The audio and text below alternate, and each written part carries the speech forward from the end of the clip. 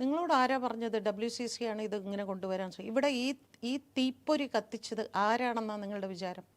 എവിടെ നടി ആക്രമിക്കപ്പെട്ടതും മഞ്ജു വാര്യർ എന്ന് പറയുന്ന ആ ഒരു വ്യക്തിയുടെ വാക്കിൽ നിന്നാണ് ഇത് ഉണ്ടാവുന്നത്, അല്ലാതെ WCC ഉണ്ടാക്കിയതല്ല.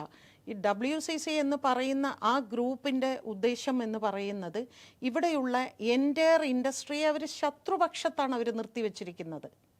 അങ്ങനെയല്ല ഇത് കൊണ്ടുപോകേണ്ടത്. ഇത് കാലാകാലങ്ങളായിട്ട് പോയിക്കൊണ്ടിരിക്കുന്ന ഒരു വലിയ ഒരു മേഖലയാണിത്. ഇത് ഒരുപാട് നല്ല സിനിമകളും ഒരുപാട് നല്ല സംവിധായകരും ഒരുപാട് നല്ല നിർമ്മാതാക്കളും എല്ലാം കാലാകാലങ്ങളായിട്ട് ഇവിടെ ചരിത്രം സൃഷ്ടിച്ച ഒരു മേഖലയാണിത്. ആ മേഖലയിൽ കാലാകാലങ്ങളായിട്ട് ചില ശീലങ്ങളും ചില കീഴ്വഴക്കങ്ങളിൽ കൂടി പോയിട്ടുണ്ട്. ഇവിടെ ഒന്നും നിങ്ങളാരും വിചാരിക്കുന്ന മാതിരി ഇവിടെ എല്ലാവരും പെർഫെക്റ്റ് ആണെന്നോ ഇവിടെ എല്ലാവരും നല്ലവരാണെന്നോ എന്നല്ല ഞാൻ പറയുന്നത്. ഇവിടെ ഈ പറയുന്ന പ്രശ്നങ്ങൾ ഉണ്ട്. ഈ ഇടക്കാലത്ത് വന്ന ഒരു വ്യക്തിയുടെ വിഷയം തന്നെ ഒരാൾ വന്ന് പറയുകയാണ്, ആ നടിയോട് പറയുന്നു, ആ സംവിധായകൻ നിങ്ങളോട് അങ്ങോട്ട് കിടക്കമുറിയിൽ ചെല്ലാൻ പറഞ്ഞു എന്ന് പറയുമ്പോൾ ആ നടി പറയുന്ന അയാൾ പറഞ്ഞു എന്നാണ് പറയുന്നത്. അപ്പം ഇവിടെ ആരാണ് വൃത്തികെട്ടത്? ആ വന്ന് പറഞ്ഞ ആ സംവിധായകൻ അങ്ങനെ ഒരു സംഭവം അറിഞ്ഞിട്ട് പോലുമില്ല. അപ്പം ഇത്തരം വൃത്തികെട്ട ആളുകൾ ഇതിൻ്റെ ഉള്ളിലുണ്ട്, ഇല്ലെന്നല്ല. പക്ഷേ എന്താണ് ഇവർ ഉദ്ദേശിക്കുന്നത്? എൻ്റെ ആ ഒരാളുകളെ അങ്ങോട്ട് മാറ്റി നിർത്തി ഇനി ഞങ്ങൾ ഇത് എടുത്ത് ഭരിച്ചു കൊള്ളാം എന്ന് പറഞ്ഞാൽ അങ്ങനെ ഇവിടെ ആർക്കും ശത്രുവാക്കി നിർത്താൻ പറ്റില്ല. ഇതൊരു കൂട്ടായ തൊഴിൽ മേഖലയാണ് സിനിമ എന്ന് പറയുന്നത്. ഇവിടെ സ്ത്രീകളും വേണം പുരുഷന്മാരും വേണം. ഇതിനിടയിൽ ചില പുഴുക്കുത്തുകളുണ്ടാവും. അവരെ കറക്റ്റായിട്ട് തിരഞ്ഞെടുത്ത് വെളിയിൽ കളയാനുള്ളൊരു ശ്രമം, ആ ശ്രമം വേണമെങ്കിൽ എന്താണ് ചെയ്യേണ്ടത്? ഇപ്പോൾ അറ്റ് പ്രസൻ്റ് ഉള്ള എല്ലാ സംഘടനകളുമായി ഒരുമിച്ചിരുന്ന് ഒരു മീറ്റിംഗ് നടത്തണം.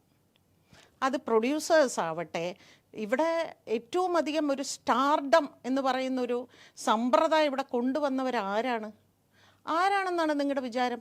ഈ പറയുന്ന സംഘടനകളല്ല, അമ്മയോ ഫെഫ്കയോ ഒന്നുമല്ല. അങ്ങനെ ഒരു സ്റ്റാർഡം എന്ന് പറയുന്ന ഒരു സാധനം ഇവിടെ കൊണ്ടുവന്നവർ യഥാർത്ഥത്തിൽ ഫാൻസ് എന്ന് പറയുന്നവരും അതേപോലെ തന്നെ തിയേറ്റർ, ഇന്ന നടന് ഇത്രയേറെ, അയാളുടെ സിനിമ ഇങ്ങനെ ഓടും, അപ്പം അയാൾക്കാണ് വാല്യൂ, അയാളുടെ സിനിമയാണെങ്കിൽ ഞങ്ങൾ എടുത്തുകൊള്ളാം. പക്ഷെ അങ്ങനെ ഒരു മാർക്കറ്റ് സ്ത്രീക്കില്ല. അത്തരം കാര്യങ്ങൾ കുറച്ചുകൂടെ സൗഹൃദപരമായി ഗൗരവത്തോടുകൂടി ഇരുന്ന് ഒരു രാഷ്ട്രീയ ചർച്ചകൾ പോലും അങ്ങനെയല്ലേ, സർവകക്ഷി യോഗം. ഒരു ഇതിനകത്തൊരു വളരെ ഇതായിട്ടുള്ളൊരു നിർണായകമായ ഒരു പ്രശ്നം വരുമ്പോൾ എന്താണ് ചെയ്യുന്നത്? എല്ലാവരും ഒരുമിച്ചിരുന്ന് എന്തൊക്കെയാണ് നമ്മൾ ചെയ്യേണ്ടത്? കോൺഗ്രസിൻ്റെ അഭിപ്രായം ചോദിക്കുന്നു, BJPയുടെ അഭിപ്രായം ചോദിക്കുന്നു, കമ്മ്യൂണിസ്റ്റ് പാർട്ടിയുടെ എല്ലാവരുടെ അഭിപ്രായം ചോദിക്കുന്നു എന്ന് പറഞ്ഞ മാതിരി കുറച്ചുകൂടി സൗഹൃദപരമായി കുറച്ചുകൂടി ഗൗരവത്തോടെ എല്ലാവരും വിളിച്ചിരുത്തി അങ്ങനെ ഒരു ചർച്ച ഇവിടെ നടക്കണമായിരുന്നു. അങ്ങനെ നടന്നിട്ടില്ല. പക്ഷേ അതിന് മുമ്പ് ഒരു ചർച്ചയിൽ ഇടപെട്ട് സംസാരിക്കാൻ ശ്രമിക്കുക. അമ്മയ്ക്കകത്ത് വന്നിട്ട് പ്രശ്നങ്ങൾ പറയുന്ന സമയത്താണ് കൂകി വിളി ഉണ്ടായതും പുറത്തിറങ്ങിയിട്ട് പല അംഗങ്ങളും രാജിവെച്ച് പോവുകയൊക്കെ ചെയ്തത്. WCC കുറച്ചുകൂടെ ഊർജിതമായി ഈ കാര്യത്തിൽ അവരുടെ രാജിയൊക്കെ രേഖപ്പെടുത്തുകയും ഫേസ്ബുക്കിൽ എഴുതുകയൊക്കെ ചെയ്തത് അമ്മയ്ക്കകത്ത് നടന്ന മീറ്റിങ്ങിനകത്തുള്ള സംസാരത്തിനെ തുടർന്ന് കൂകി വിളി നടത്തിയിരുന്നു. ആ ഒരു ചർച്ചയാണ് പിന്നീട് ഇത് വഴിതെറ്റി പോകുന്നതിന് പ്രധാനപ്പെട്ട കാരണമായി മാറിയത്. ഇപ്പോഴും സംസാരിക്കുന്ന സമയത്ത് WCCയിലെ പല അംഗങ്ങളും സംസാരിക്കുന്നത് അന്നത്തെ ആ പോയിന്റിൽ നിന്ന് അമ്മ ഇന്നത്തെ ഒരു പോയിന്റിലേക്ക് എത്തിയതിനെ കുറിച്ചാണ് സംസാരിക്കുന്നത്. അപ്പം ചർച്ചകൾക്ക് അന്ന് നേതൃത്വം കൊടുത്തിരുന്നവർക്ക് ആ ചർച്ചകളെ അങ്ങനെ മുന്നോട്ട് നയിക്കാൻ പറ്റിയില്ല. അതിൻ്റെ ഒരു ഡ്രോബാക്കും കൂടെ അല്ലേ? അങ്ങനെയല്ലേ അതിനെ കാണേണ്ടത്? അമ്മയാണോ മലയാള സിനിമ ഭരിക്കുന്നത്? ആണോ? പല സംഘടനകളുണ്ട്. അമ്മ മാത്രമല്ല, ഇവിടെ പ്രൊഡ്യൂസേഴ്സ് സംഘടനയുണ്ട്, ടെക്നീഷ്യൻസിൻ്റെ സംഘടനയുണ്ട്. എല്ലാവരോടും സംസാരിക്കണമെന്നാണ്. അല്ലാതെ അമ്മയുടെ അവിടെ ഒരു 150 പേര് ഇരുന്നിട്ട് അവിടെ അവർ കുറേ പേര് എതിർപ്പ് പറഞ്ഞു എന്നാൽ പിന്നെ ഞങ്ങൾ അങ്ങ് ഇതിനെതിരായിട്ട് ഇറങ്ങാം, അങ്ങനെ അല്ല അത് വേണ്ടത്. ഇതിൽ വളരെ ഗൗരവമായിട്ട് സിനിമയെ നശിപ്പിക്കുന്നു എന്ന് കരുതുന്ന ഭയത്തോടുകൂടെ സങ്കടത്തോടെ കാണുന്ന വളരെ നന്മയുള്ള ആളുകളുണ്ട് ഇവിടെ. അവരെ ഇവർ കാണുന്നില്ല, അവരോട് ഇവർ സംസാരിക്കുന്നില്ല. ഇന്നലെ അവർ മറ്റൊരു അഭിമുഖത്തിൽ അവർ പറഞ്ഞത് എന്താണെന്ന്, ഞങ്ങൾ മുഖ്യമന്ത്രിയെ കാണാൻ പോകുന്നതിന് മുൻപ് ഞങ്ങൾ ഈ സംഘടനകളെയെല്ലാം അറിയിച്ചിരുന്നു, പക്ഷെ അവരാരും ഞങ്ങളോടൊപ്പം മുഖ്യമന്ത്രിയെ കാണാൻ തയ്യാറായില്ല. ഞാനിതെല്ലാ സംഘടനകളോടും ചോദിച്ചു. അപ്പോൾ അവരെന്നോട് പറഞ്ഞത് ഒരു മെയില്, ഒരു കത്ത് ഒന്നവരോട് കാണിക്കാൻ പറയൂ, ഒരു തെളിവിന് വേണ്ടി. അവരങ്ങനെ ഞങ്ങളെ ക്ഷണിച്ചിട്ടുണ്ടെങ്കിൽ ഔദ്യോഗികമായി വേണമല്ലോ ക്ഷണിക്കാൻ, അല്ലാതെ വെറുതെ നമ്മൾ ഫോണിൽ കൂടെ ക്ഷണിച്ചിട്ട് കാര്യമില്ലല്ലോ. ഔദ്യോഗികമായി ഈ പറയുന്ന സംഘടനകൾക്ക് അവർ ഒരു കത്തയച്ചോ, ഞങ്ങളിങ്ങനെ ഒരു കൂട്ടായ ഒരു തീരുമാനമെടുക്കുന്നു, ഇവിടെ ഒരു സ്ത്രീ സംഘടന. ഞാൻ പറഞ്ഞാൽ നിങ്ങൾ ആരും വിശ്വസിക്കാൻ പോകുന്നില്ല. പക്ഷേ എന്നെ വിശ്വസിപ്പിക്കാൻ മാത്രമേ എനിക്ക് പറ്റൂ. സത്യസന്ധമായിട്ട് ഞാൻ പറയുകയാണ്, ഞാൻ ആ സംഘടനയുടെ ഭാഗവുമല്ല. എന്നെ അവർ ഉൾപ്പെടുത്തിയിട്ടും ഇതൊക്കെ ശരിയാണ്. പക്ഷേ ഞാൻ അഭിപ്രായം പറയുമ്പോൾ ഞാൻ അതിലില്ലാത്തത് കൊണ്ട് എനിക്ക് ആ സംഘടനയോട് ശത്രുതയാണെന്ന് കരുതും. പക്ഷേ അല്ല. കാരണം ഞാൻ ഏകദേശം സിനിമയിൽ നിന്ന് റിട്ടയർമെൻറ്റ് കാലഘട്ടത്തിലാണ് അങ്ങനെ ഒരു ഗ്രൂപ്പ് കൂട്ടായ്മ ഇവിടെ ഉണ്ടാവുന്നത്. ആ കൂട്ടായ്മ വന്നപ്പോൾ ഏറ്റവും സന്തോഷിച്ച ഒരു വ്യക്തിയാണ് ഞാൻ. കാരണം സ്ത്രീകൾക്ക് പോയി സംസാരിക്കാൻ ഒരു ഇടം ഉണ്ടാവുന്നുണ്ടല്ലോ.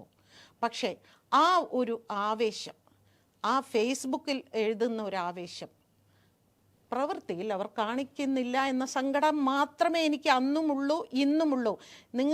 നിങ്ങൾ ആരും ചിന്തിക്കുന്ന മാതിരി ഞാൻ ഫെഫ്കയുടെ ഒരു ഭാരവാഹിയല്ല. ഞാൻ വെറും ഒരു കമ്മിറ്റി മെമ്പറാണ്. അതിൻ്റെ യാതൊരു ഭാരവാഹിത്വവും എനിക്കില്ല. പക്ഷേ ഇപ്പോൾ അമ്മയിൽ മെമ്പറും അല്ല.